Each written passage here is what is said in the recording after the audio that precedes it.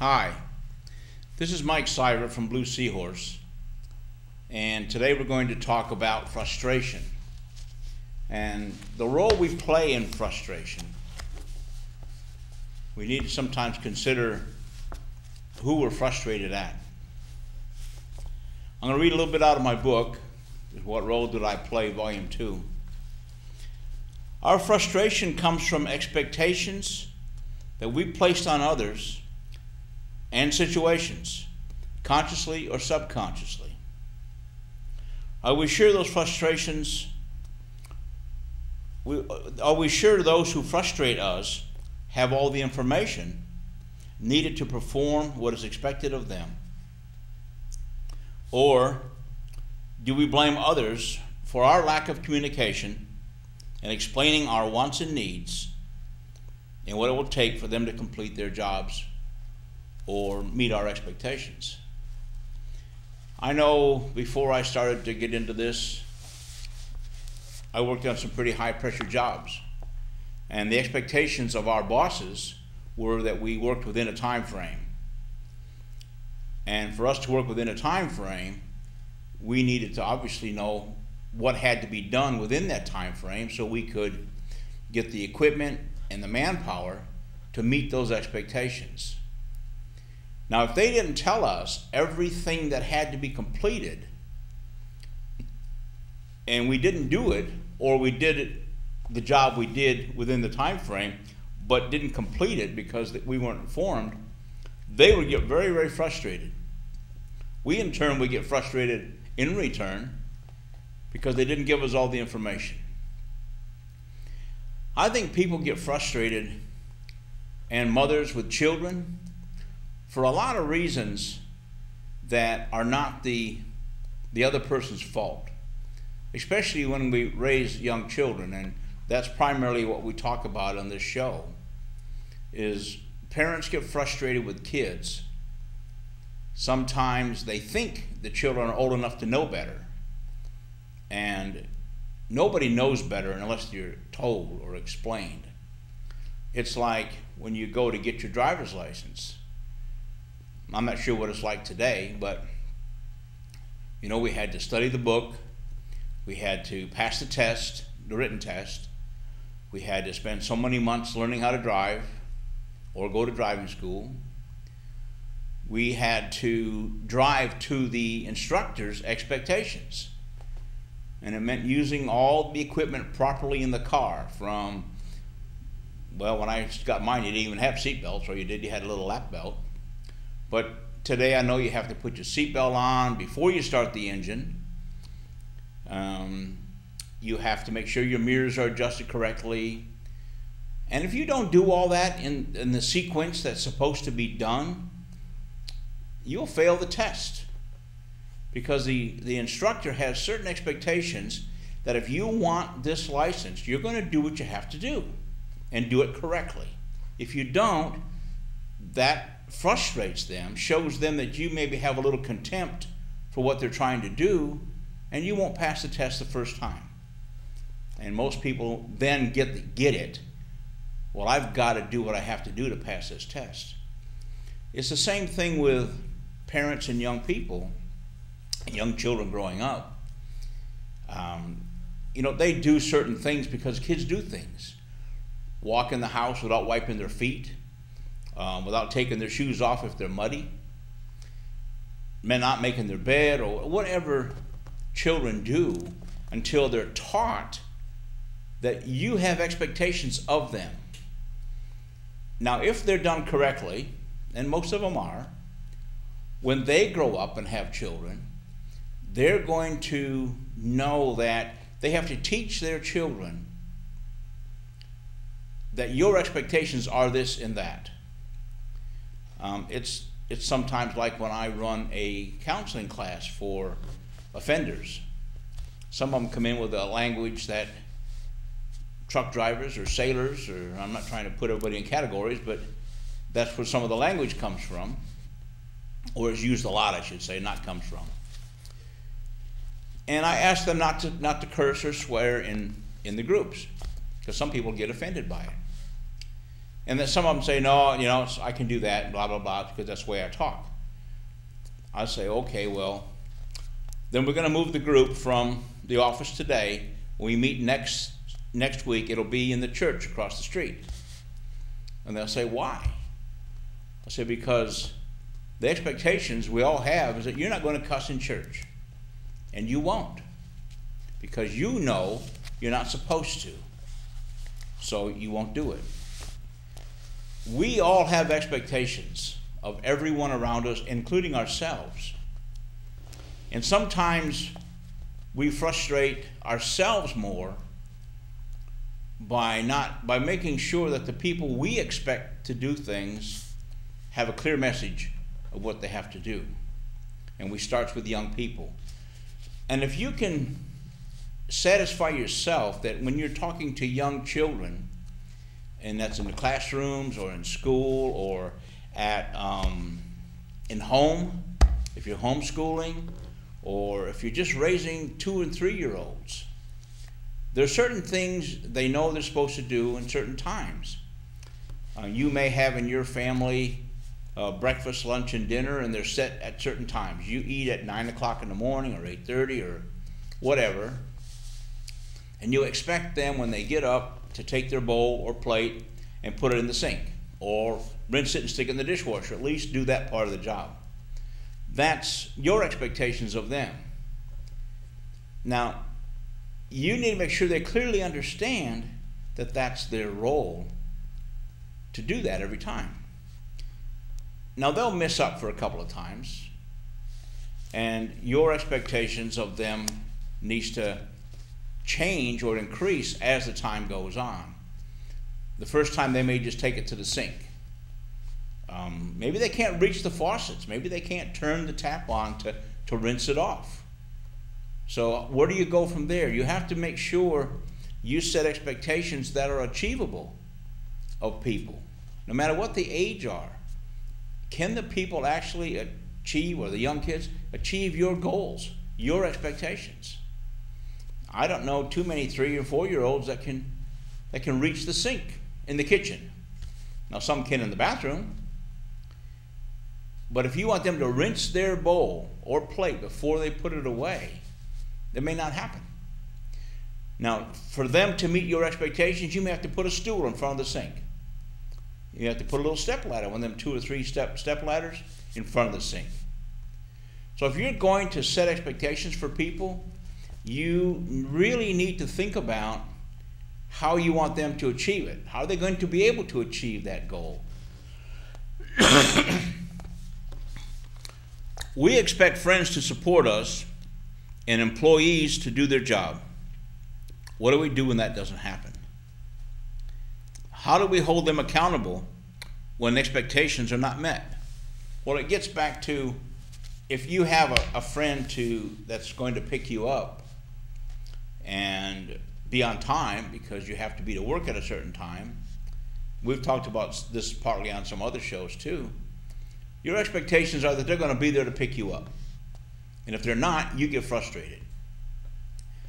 Well, I don't know sometimes how much we convey the urgency that this is when you must be here. And if you can't be here, you let me know, and I'll make other arrangements. But if we just say, pick me up at 9 o'clock, and they say, okay, I will, and we might trust them the first time. After that, if you don't question them on, are you able to get here at 9 o'clock? Is this something that you normally do or you can't do? Because you missed the first time. We were late for work or late for this or whatever. Are you actually going to be here? Because if you're not, I'm going to make other arrangements, because this is important to me, and it's obviously more important to me than it is to you. So we have to look at what's going to happen without getting angry and upset any more than just the frustration level. Then do we make our expectations very clear? Do we ever look at ourselves and ask, what role did I play in this situation? What was my part in it? And if we ask ourselves a lot more of that question when raising young children, getting dressed before they come out of their room, Can they come out of the room in their pajamas? You know, what's the standard in your home? Because whatever you do is okay, because that's your home. Do you allow children to run around the house naked? You know, who cares? They're little children. There'll be a point when that has to stop, or needs to stop, or should stop. But it's your house, so you do what you think is fair and reasonable, and it's not going to get everybody in a lot of trouble. Kids, do you have expectations that some kids at a certain age can do things inside the house they can't do outside the house?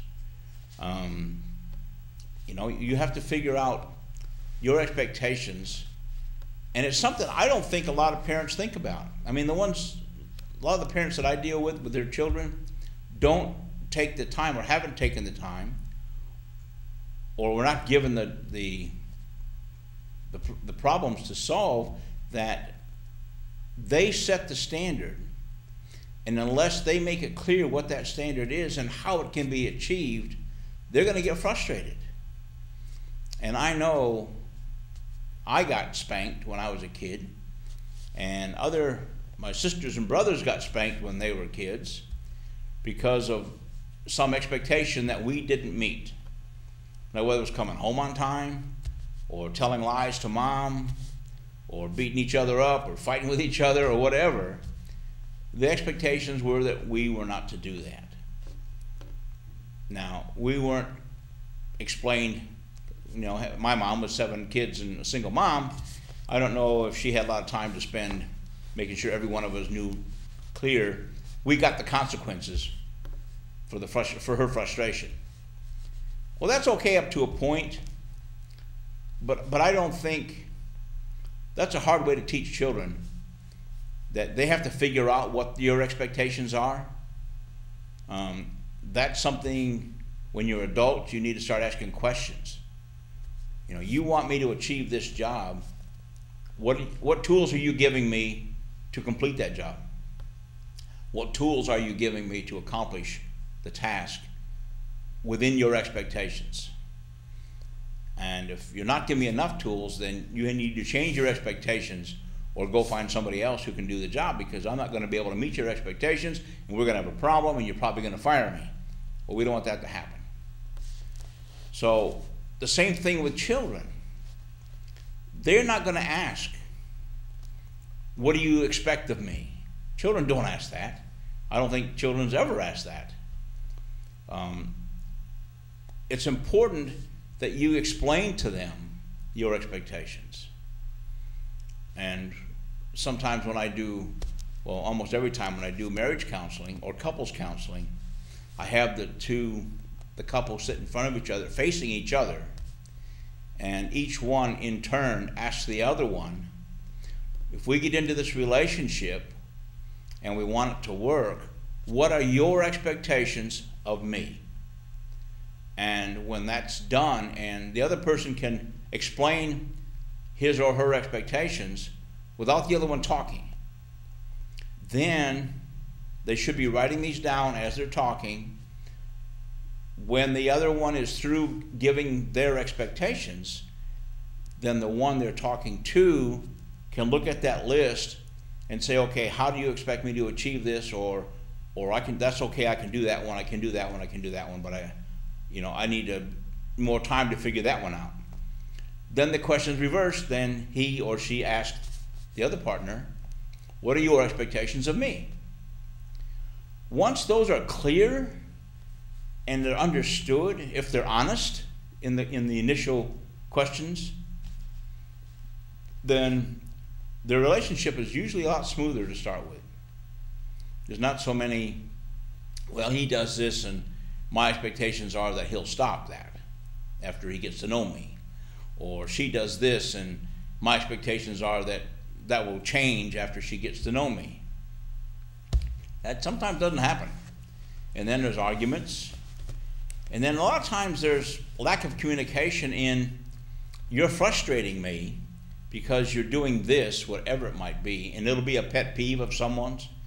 And I really hope these pet peeves come out when I ask the questions. That the little things are frustrating. The big issues are addressed almost immediately. It's the little issues, the little frustrations that build up and mount up and build up until sometimes they just get out of control. I'm going to read a little bit further here. If we have expectations, are they reasonable? Have we set a standard that we expect and we know about because we thought of it? If we think others should know the rules just because they're adults, then the problem becomes our problem.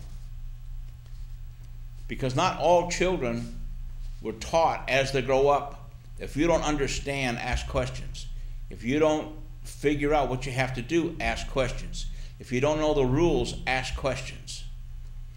And that's like when I went into the service, there was a period where you sat in the very beginning, the first 2 or 3 days of boot camp, where they laid the rules out for you. These are the rules. And you got your book of the USMC, or the Uniform Code of Military Justice, and you understood what you could or couldn't do. You were also asked, do you have any questions? And as adults, they expected you to ask the questions. Now, once that was all done, and that 2 or 3 days went by of that rule changing, or rule informing of what it was, then they had expectations of us to obey them. And if we didn't know them, we were supposed to ask, because they gave us the opportunity. So now they had expectations of us. Now also at that point, if we understood the rules and worked within the rules, and one particular soldier or another one decided to be a little bit hard, then our expectations were that we didn't break any rules, so you shouldn't be hard on us. That usually didn't work because they were hard on us anyway. But everybody has expectations all through life from the very beginning. Students in classrooms have expectations of the teacher, and the teachers have expectations of the students. If we think others who do not know or understand the rules should ask, then the problem is ours again. Because a lot of children are not taught to ask questions. We think we want to be a good parent and encourage them to ask questions, but that doesn't happen. That's not true. And sometimes they'll ask questions and ask questions and ask questions and ask questions until we tell them to be quiet. Or sometimes we tell them to not talk in not so nice terms as well. And we need to be careful of that, because that becomes their expectations as well. Is if I ask too many questions, then mom or dad's going to tell me to shut up, which should never be used. You know, be quiet, slow down, take a breath. But shut up is the words that I really don't like to hear in families. It just doesn't have any good sounding to it at all. And there's a lot better ways to handle stuff, because then you're going to hand on that same tradition to your children. I'll read a little bit further. If you expect certain behaviors and actions out of others, it is our job to make sure they understand the rules and the expectations, as well as the consequences. That's another thing. Making sure that people know the consequences. It's like driving down the road. You know, there's a speed limit. It's designed for a reason, whether we like it or not. Is to keep the general public safe and enable for most people to control the car at a certain speed, over certain speeds. A lot of people, because you know, you're driving from kids 16, 17 years old up to 90 years old. So the speed limit has to accommodate that whole range of people's age. Everybody acts different. Men act different than women. Young people act different than older people. And seniors act different again. So the expectations of the police is that the road is at a certain level of standard. The speed limit's at a certain standard. So their expectations are that you can control your car in good weather, where the road is dry, at a certain speed. Now, if you violate that, then their expectations, your expectations should be you're going to get a ticket. And if you get a ticket, why would you complain about it? Because you violated the rules, you violated the laws, you violated the expectations of other people on the road, They expect you to not speed. They expect you to use your turn signals when turning or going lane changing from lane changing. I mean, that's a pet peeve of mine. I really work hard to inform people behind me, in front of me, that I'm turning and I'm going from lane change to lane change. A lot of people don't. And the frustration can get to the point where you get really upset with people. Only when there is a clear understanding and the expectations are not met do we really start to become frustrated. So if you've made the expectations clear, you've set the standard that they can achieve the goal, whatever it might be, they understand the goal, you've asked them to ask you any questions. Do you have any questions now? I want you to make sure, repeat back what you have to do so I know that you understand.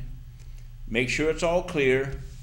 Then if they don't do it, now you might have a legitimate cause to become frustrated.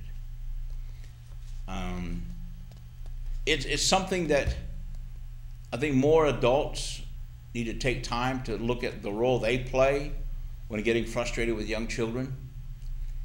Now I know the thing has changed a lot growing up with kids today because the economy the way it is and both parents working, and you have children coming home, you know, without some supervision. Hopefully they're old enough to take care of themselves, but sometimes they're not. You have people who are babysitting, if you want to call it babysitting, or being there, and they're not holding to the same standard that you would hold to. So your frustration level can be pushed to the limits when you come home and things are not done the way they should be done or weren't done at all, and the children say, well, Miss So-and-so said we didn't have to do it. Well, now you're frustrated with the kids because they know they had to do it, and now they got a good excuse because Miss So-and-so said we didn't have to, and now you're frustrated with Miss So-and-so. So when you have a babysitter in the house, does a babysitter know all the rules? Does a babysitter know your expectations of them? And this is such an important topic that is never really addressed head on. It's sort of talked around about and addressed at different angles rather than just straight head on. These are what the rules are. Now I know with some babysitters, and we used to do it with our children, the babysitter would turn up. A lot of times it was somebody you knew, so you trusted them. But we give them a phone number where we can be reached. We give them the location where we're going to be reached. And we say they have to be in bed by 9 o'clock, and we leave. With no expectations of what they can or cannot do, what they should be allowed to do or not do. And children are like anybody else. If you give them a rope, they'll run a mile. They will push the limits because the person in charge of them doesn't know the expectations of their parents. So sometimes it's better off to take more time explaining what has to be done than coming home and be frustrated because the place is a mess. The kids knew what they were supposed to do and they didn't do it. So now you're frustrated at two people. If we continue to become frustrated, we need to ask ourselves, who are we really frustrated with? The other person or us for not being clear on our expectations? And that's a hard question for a lot of adults to ask themselves. Who am I really mad at? Who am I frustrated with? You know, my daughter's supposed to do this, or my son's supposed to do that. And again, I like to bring it back to the young children because they're our history. They're what's going to be our future, not our history, our future. We are their history. They're our future. And they're going to raise children, and their children are going to raise children. And at some point, the standard has to be set by us. Now, is it done in a manner that's friendly or hostile? We can't get so frustrated that our whole life in our family is anger. We're always mad. We're always upset. And sometimes we stifle it because they are children. and they don't understand. We think they don't understand, but believe me, in most cases, children understand a lot more than we as immediate parents give them credit for. Our friends can see they understand more than we think they do. So we sometimes are our own worst enemy when it comes to teaching our children what frustration is all about. And sometimes it pays to play a little game with them. And when they ask you to do something, you do it the way that you think it should be done, whether that's how they wanted it done or not. And they will get frustrated with you because that's not what they wanted done. Well, then you have to start teaching them this is what happens. Frustration is the first step to anger. And I deal a lot with domestic violence in our counseling practice. And before there's any violence whatsoever, whether there's alcohol involved or not, there's frustration. Expectations first. What do we expect from other people? That becomes frustration. Once the frustration gets to a certain level, it then becomes anger. If the anger is not contained or addressed at that level, then we have a lot of issues that sometimes it gets out of hand and becomes physical. Because most people, when they give expectations and frustration and then becomes anger, they can deal with all those things up to that point. But if the anger doesn't resolve it, and it's usually a shouting match, and somebody doesn't give in, if there's two headstrong people, then there's usually some physical violence involved. That's when happens to be a lot of problems happen then. If it's in families with young children, we're setting very, very poor examples just because we get frustrated. And we need to understand our frustration comes from our expectations. Because there's nothing else that can raise our blood pressure rather than being frustrated over and over and over, especially by the same person over and over and over, then by the same person with the same issue over and over and over. And the frustration grows and grows. And if you're an employee, well, you probably get fired. Or an employer might offer a training course. And a good employer is one who will say, do you understand your job? And an employee who's confident and comfortable within themselves will come and say, you know what? I don't understand what you asked me to do. Or you've changed the rules without telling me. Because now your expectations are different than they used to be. So we need to talk again. We need to sit down. We need to have a training course. We need to do something. Communication and expectations are what stops a lot of frustration. If we deal with it correctly from the very beginning and teach people to ask questions, the expectations will be clear, they'll be concise, people will know where they stand, they know what they have to do, they'll know if there's a time frame involved in what they have to do, and the frustration level of everybody will go down. Once that happens, there's more harmony, there's more peace, there's more fun, there's more joy in life. But it starts with you raising your family, looking at how you teach the kids to deal with expectations and frustration. So with that, tonight we're going to wind this up. It'll keep coming up because that's what it does. I want to thank you all for tonight and look forward to seeing you again. Have a blessed day.